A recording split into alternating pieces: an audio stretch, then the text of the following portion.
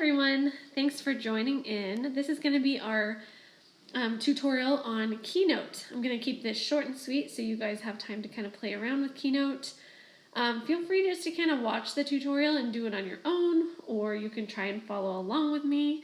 But I'm going to show you some things that will hopefully be helpful to you as you're trying to use Keynote. So, to start, you will download Keynote from the Apple iTunes Store on your MacBook or your iPad.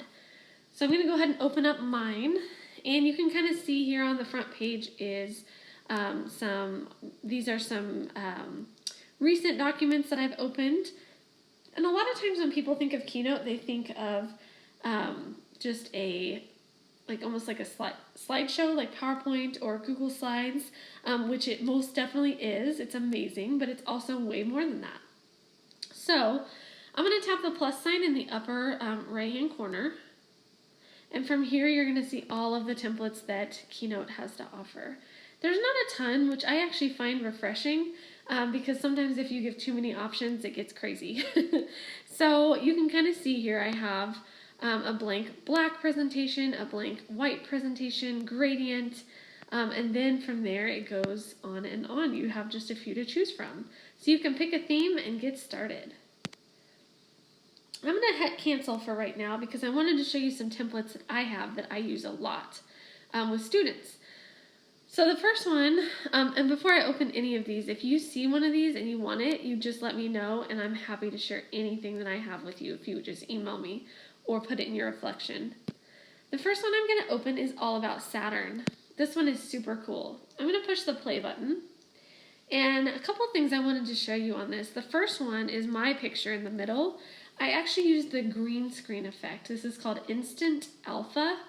And you can do this if you take a picture in front of a green screen. You can take or even just green paper or even blue paper or anything like that. You can actually take the background out. So I'm actually sitting on a green piece of material.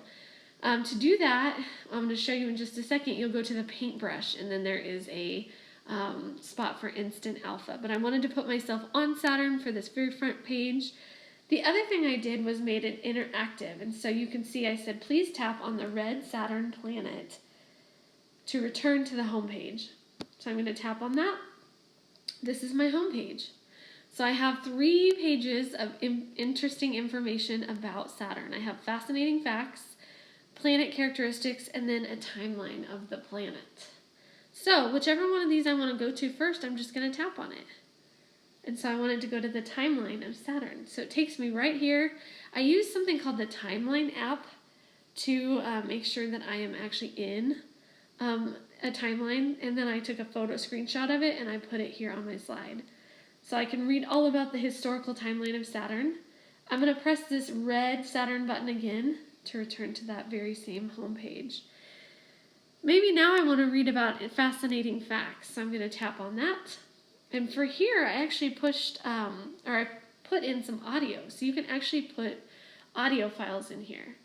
Please tap. Saturn was named after the father of the god Jupiter in Roman mythology. Saturn is one of 5 planets to be able to be seen with the naked eye.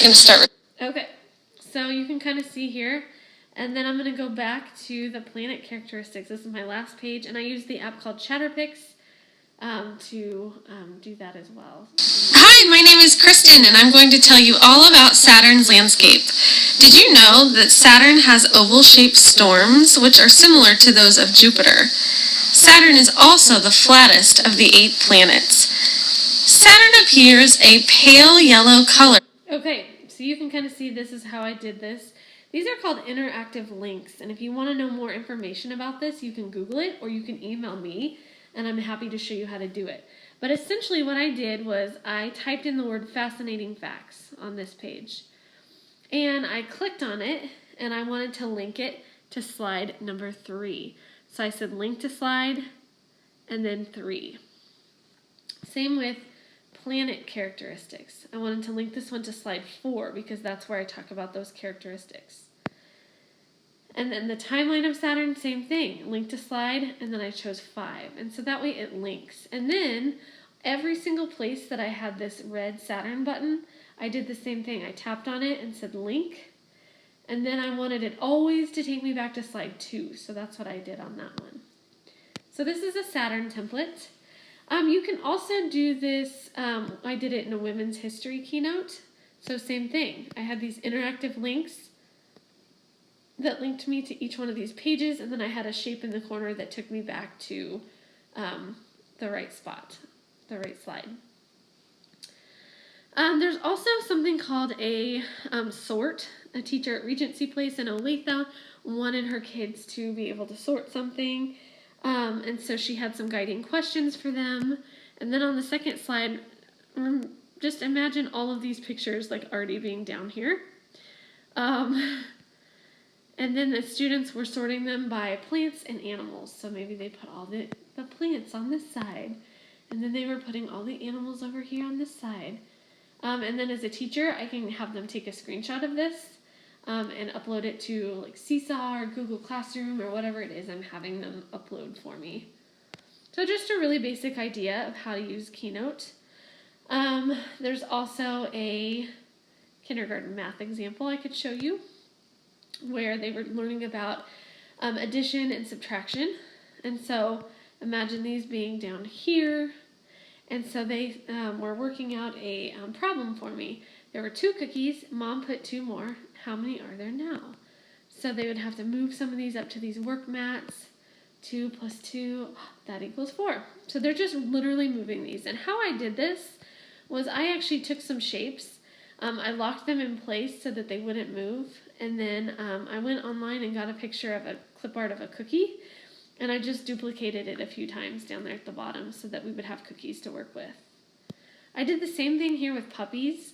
If students are working on this on their own and you're afraid they may not be able to read the problem, you could go up to this plus sign and you could actually choose the third option down, which is called recording your audio.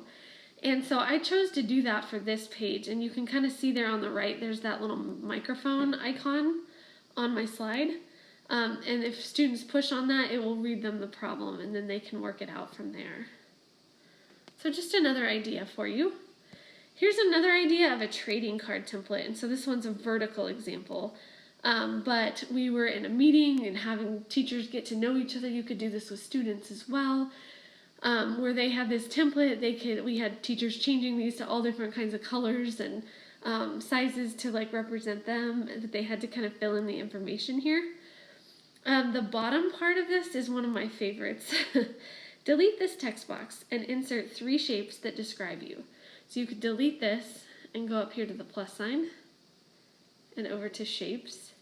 And I think when I was doing this, I chose like a palm tree because I love the beach. And then I chose a pineapple because that's my favorite fruit. And then of course I chose something from the education section because I'm a teacher. But it was just really fun, a nice way to get to know students and teachers, and just super fun activity for them. Let's see, I'm trying to see if I have any more here. I think that's pretty much it. That was a super quick tutorial of Keynote. Like I said earlier though, if you need further information or any help on making Keynotes for you or for your students, please feel free to reach out to me. You are welcome to have any of these that I shared, and so if you want something specific, please email me anytime. I'm happy to help. Thanks again.